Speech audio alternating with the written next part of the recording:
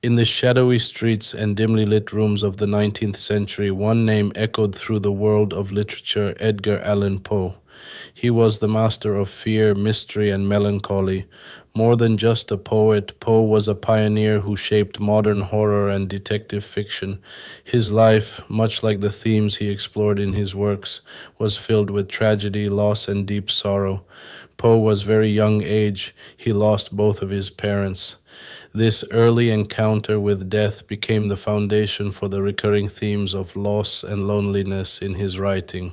Orphaned, Poe was taken in by a wealthy family, but he never felt a true sense of belonging.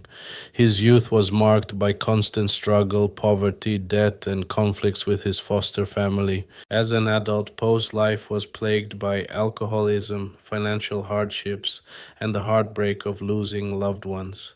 The most devastating blow came when his young wife, Virginia Clem, died of tuberculosis. Her death left a permanent scar on his soul and inspired one of his most moving works, Annabel Lee.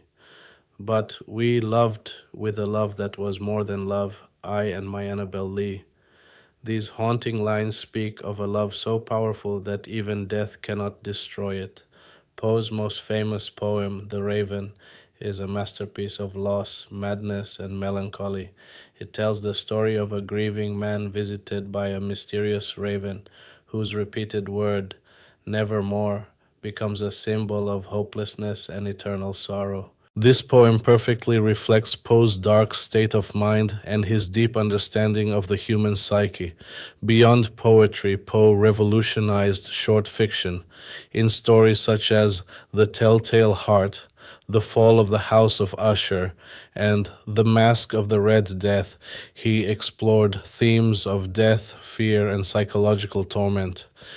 With The Murders in the Rue Morgue, Poe also laid the groundwork for the modern detective story, making him a trailblazer not only in horror but also in mystery literature.